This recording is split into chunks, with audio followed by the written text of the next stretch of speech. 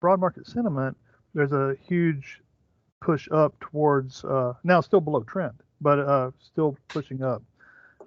Do you? I mean, do you tie these together? How would I tie these together, or should I ignore SPY?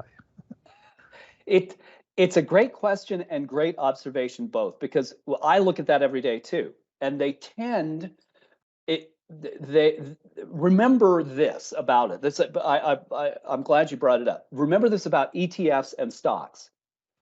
The ETFs they should move. They're going to track each other, but some element of that has to move inversely because ETFs are priced by stocks. ETFs are substitutes. People think they're mutual funds that trade like stocks. There is no such thing. Mutual funds are pooled assets managed by a fiduciary that must, by law, give everybody the same price. So how could an ETF offer you prices throughout the day? Because it doesn't have a claim on an underlying basket of securities. You can read it. In fact, I was just reading a couple of JP Morgan prospectuses and statements of additional information. I'm going to give you an answer. Because they talk about it. They talk about derivatives and substitutes and using cash in place of the basket, and how the authorized participants must make sure they deliver it and that the fund has full title to those stocks before they will give the authorized participant ETF shares. So this is what happens.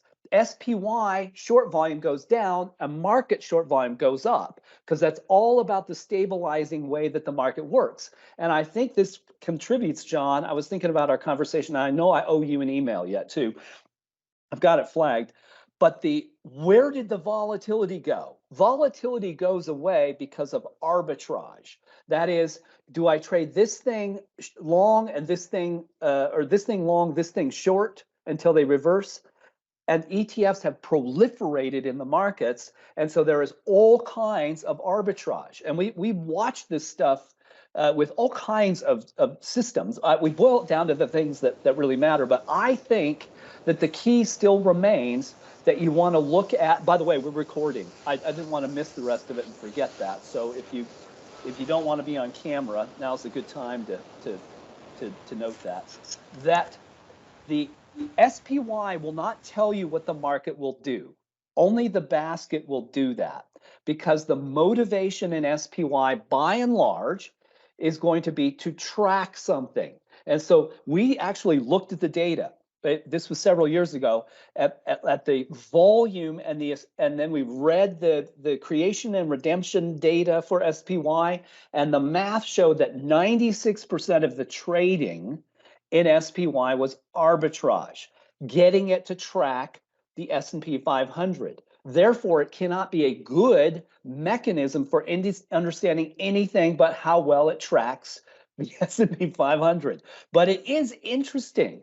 I mean, do I look at that? I run that data every single day. I look at it here.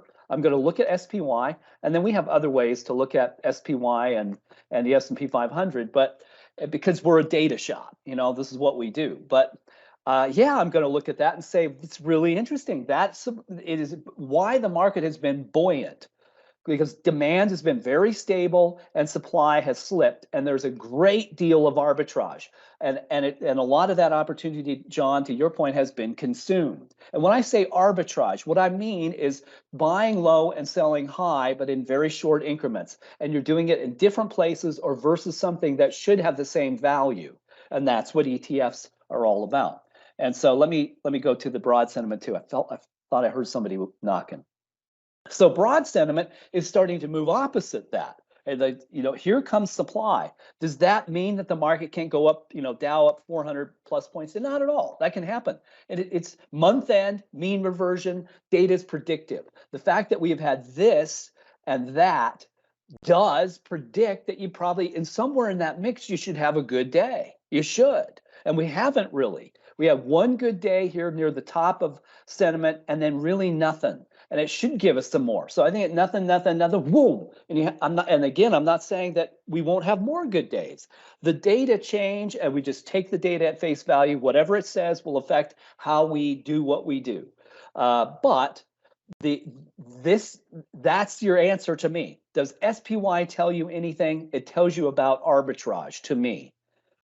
The data on the underlying stocks are the crucial data because that is an actual asset that people own. SPY is just a substitute. And State Street created ETFs because they were commodity people. And they recognized, look, we could just trade I've got a napkin, a slip of paper instead of moving stuff in and out of the warehouse. Wouldn't that be cool? But this doesn't have anything this is not valuable by itself. Yet the whole market is now consumed with those. And we in fact we watch this. That when arbitrage, when the spreads between the stocks and the ETFs diminish, it tends to mean that you're going to have trouble ahead because the market makers can't make money. What if there's no opportunity in there, they stop doing something, and then we have trouble in the markets? And you say, well, why wouldn't you just measure that as a predictive tool? Because it's not good enough. It doesn't present patterns like the supply and demand does. Long-winded answer. Great question.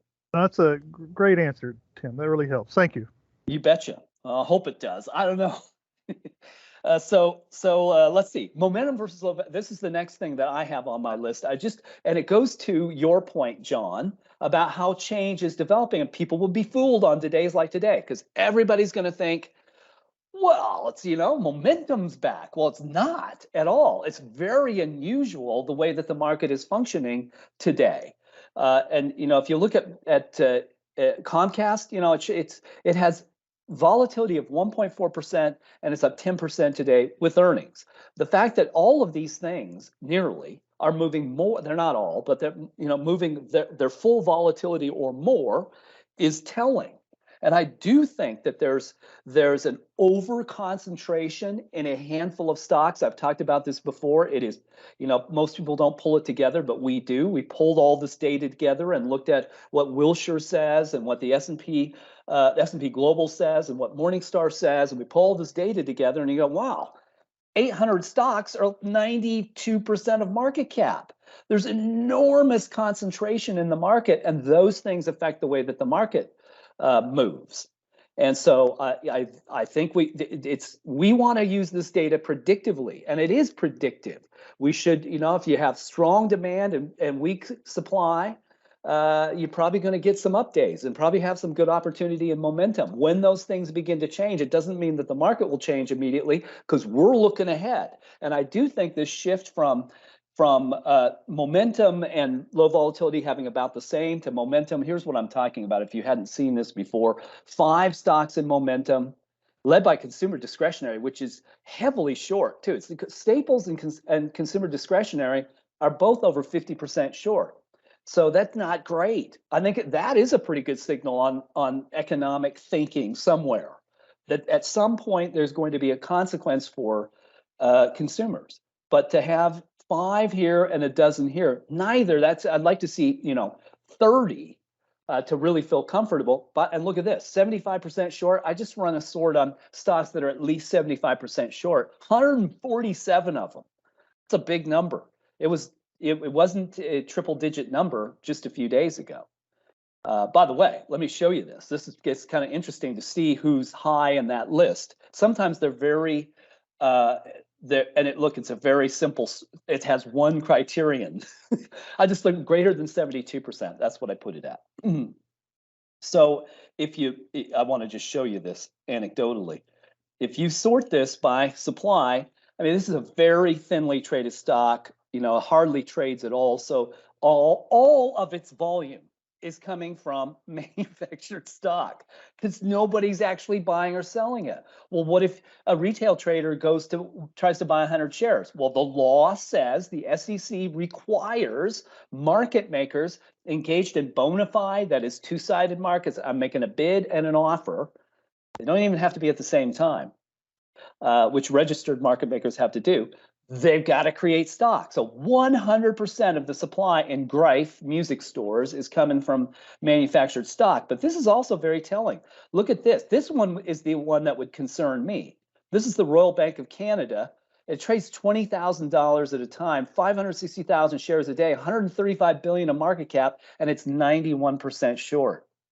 That's concerning. I would look at that and say, wow, is that bank in trouble? I don't know, but clearly somebody thinks so. It's interesting to look at Old Dominion Freight. That was 80-some% short. And what happened to it, you can go look it up. I made a note about it. I'm just checking to see if I see it right away here. There may have been some pretty heavy covering in that here in the last couple of days. There it is. Yeah, it's come down a little bit, but that was telling. Those things are, it is a feedback mechanism, which, fundamentals and technicals won't do for you. Market structure gives you everybody's orders. And all of those orders, prices and ranges and stops and limits, and all of that is fed into market structure so that we don't have to know everything everybody else thinks. It will generally show up here. And you would say, well, but how come a stock like Crocs, great supply-demand imbalance, and if that reflects everything that everybody knows, first of all, why didn't somebody know that they'd missed that badly? I didn't think it was that big a miss, but it was a miss. And why wasn't that reflected in the data? Well, it's a great question. How is it that we could put out a GDP estimate of 2% and it comes in at 1.1%? That's not a 90 basis point miss. That's a 48% miss. How do you be that wrong in the data? So the trouble with earnings is that there are bets and things we can't see. And so no matter how glorious the data looks, you can still get killed. And you have to factor that in. Options expirations can do that to you. Earnings can do that to you. So if you are methodical and following a process, beware that those things introduce risk. I'm okay trading I didn't used to be, and I've kind of come around to if I've got strong momentum, I'm probably okay during options expirations, but earnings are very difficult and dangerous. So I think that's important. Okay, so let me see if there are questions, and I'll come to my last couple of items here. Pardon me, let me go over here. Okay. Alondra, will this recording be available? Yes. So so I try Alondra if you're a subscriber, I will put that, we try to have it in the next days. And most of the time I'm producing it, unless I'm not around. It's pretty easy. We have this Camtasia Studio thing. We all have it. Just edit it and we put a link up and it'll be ready in tomorrow's note. So that's the aim anyway. Questions, comments, observations, frustrations, or great successes. We'll take both. Anybody want to weigh in? If not, then I'm going to go to entries and exits. Barry, you're laughing. You, okay. Yeah, yes. One for you. So back to Crocs again. So I think in the past you've said you never do trailing stops or you never try to get out. You go in and out by human being means. You don't do it by setting stops or anything. So does something, when Crocs, something like that happens, does that make you rethink that at all? I mean, I just wondered, or do you think it fell so fast it might not have been triggered on a limit? Yeah, I'm not sure anything would have helped in that instance, Barry, but yes, it does. Actually, it does. And I'm going to, and I do this. I learn things. I'm learning stuff all the time. I know a lot about I know a lot about market structure, but I learn something every day. And so I'm gonna try the Hicks method of to sort of take 1-2% and put it. Knowing what I know about how trades have to get executed, I'm not putting them in single trades. I will stack a set of trades. And when I say what I know about how trades execute, here's something important to know. A trade at the market for 100 or fewer shares must, by law, be executed at the best price. That is a fact. That is established by the SEC. That's how algorithms offload orders onto people who don't want them. I stick Interactive Brokers 90% of the time with my trades because no one else has a good price. So then they must execute my trade for me. But that's why I do a lot of trades in 99 share increments, because I know they have 99 at the market. If there's a 10, 12, 15%, 15 cent spread or less, I'm going to do those at the market. But yes, Barry, I think,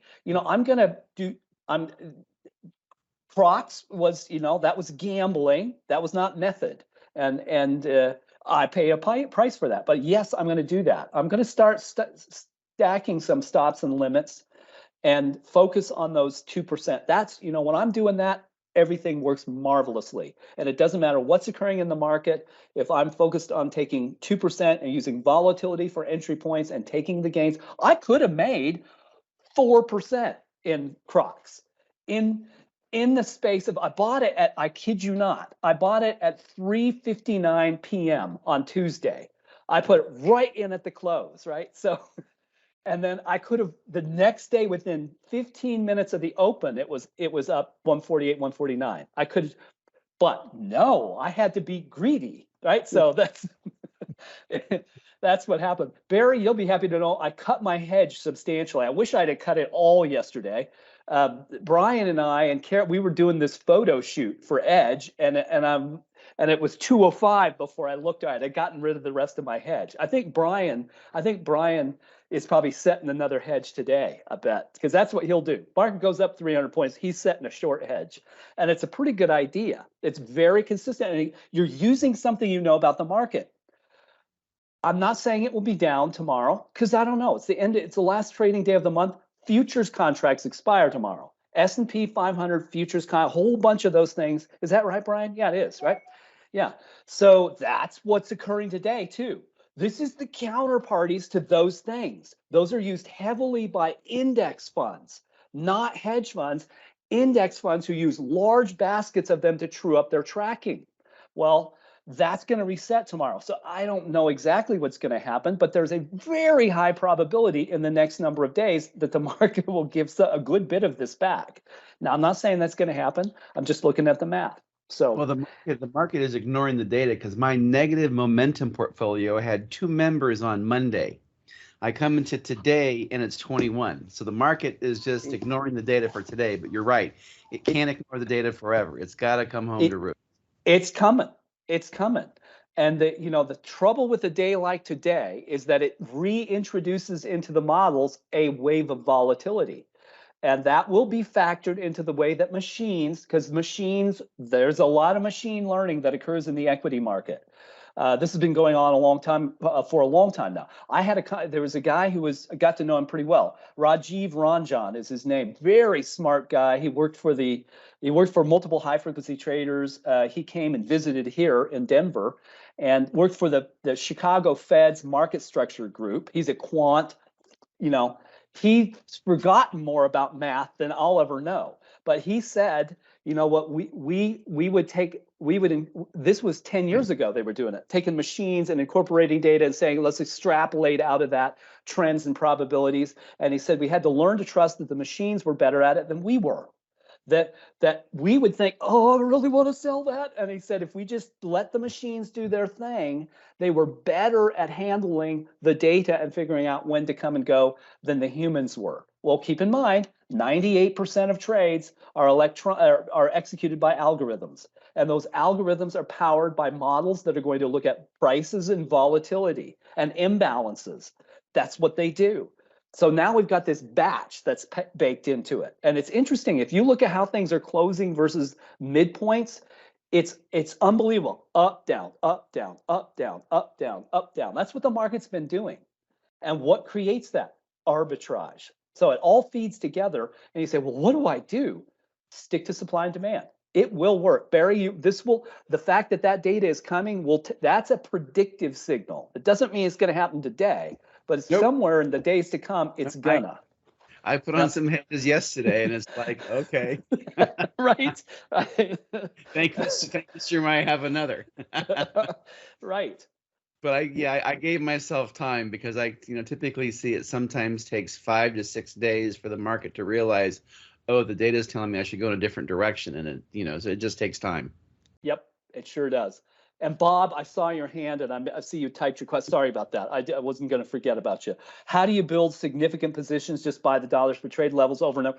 Depends. All right. Yes. I mean, if there's a couple hundred shares at the bid and the offer, I'm doing 99, and I might have to do that 10 or 15 times, but who cares?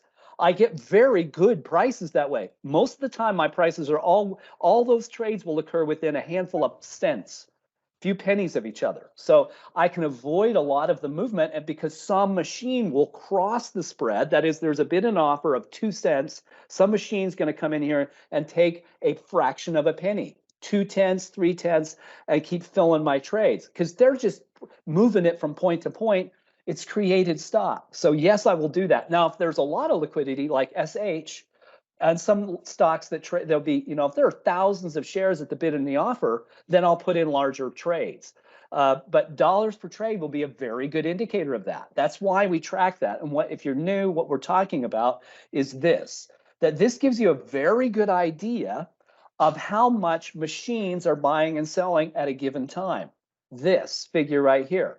So yeah, I do that a lot with Crocs. I was buying that in increments because it's pretty easy to get filled in Crocs, but none of those trades were very large. There was way less than 100 shares, like 35 shares at a time, that kind of thing.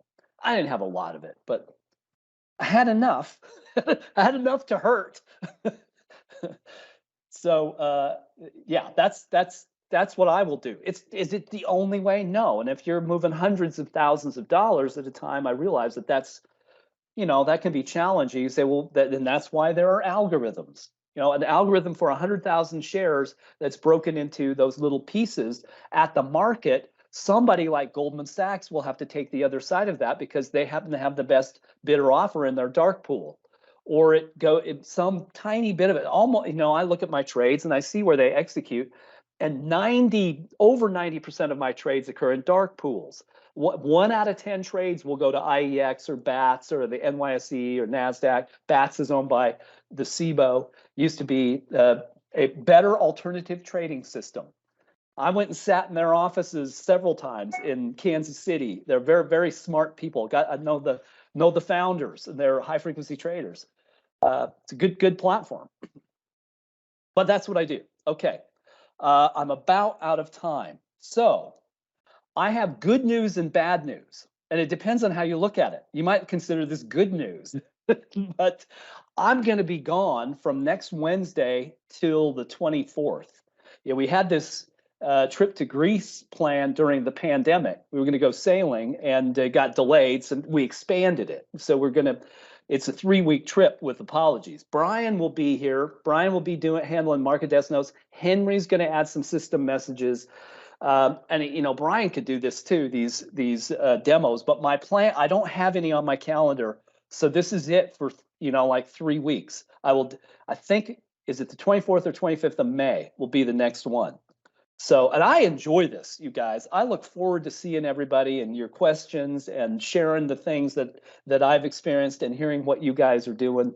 So I will miss you while I'm gone, but I'll also enjoy Greece. So that's all Tim, I got.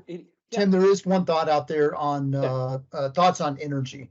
One of the questions there. Okay, did I miss it? Okay, and please run us through Amazon. Okay, let me do that too. Sorry, folks, I didn't catch all these. Okay, energy. Yeah, so I'm just going to go to the sector, and I don't know what the question is, but this is what I look at, keeping in mind that this is the best feedback mechanism. The dollar plays a key role. Oil is priced in dollars, not the other way around. I do think that this shift toward the renminbi, the Chinese yuan, is having an effect so that isn't as reliable as it used to be. As the dollar weakens, energy tends to rise. But looking at the sector, you'd look at that and say, no, you want to see these things reverse. Stay out of energy till those reverse. This needs to come down. This needs to rise. It's that simple. I prefer to see it rising over 5, but then you kind of, in a sector, it's so large. It's a lot, 140 components here. So at any rate, you want diverging supply and demand in the sector to know that money's coming back in. And that will be predictive. Not perfectly, but that's it. That's how I'd look at it. Then Amazon. Let me look at Amazon really quickly here. The data says Amazon should run. Okay. Well, and it fits what we're seeing into futures contracts expirations tomorrow. Who's got to have what? Well, everybody's in all the big stuff. It's again, that's where the money is. So that it's a big factor for Meta and Microsoft and Google too.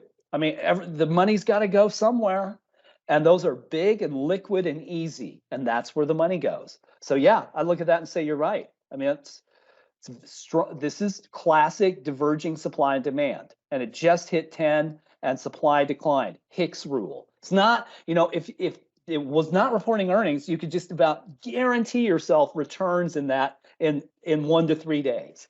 With earnings, I don't know. It's good data.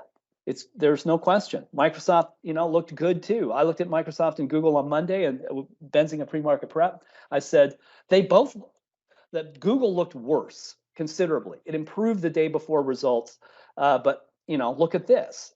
Very, it's not been below 5 at all in the 30 days here. A big decline in the supply side. So it did. Do what I would have known it would go up. The amount it did, no. But you could look at that and say, well, that's probably going to rise. Again, earnings can catch you. You're taking chances with earnings always. Just keep that in mind. Okay, anything left? If not, I will call that good for this time. Good for April. Let me just make sure. Okay, Ileana, thank you. Thanks for being here, everybody. I'll see you, alas, in about 3 weeks, okay? Have a good trip. Thank you so much, you guys. Have fun in Appreciate Greece. it. Have fun. A safe trip. I'll report in.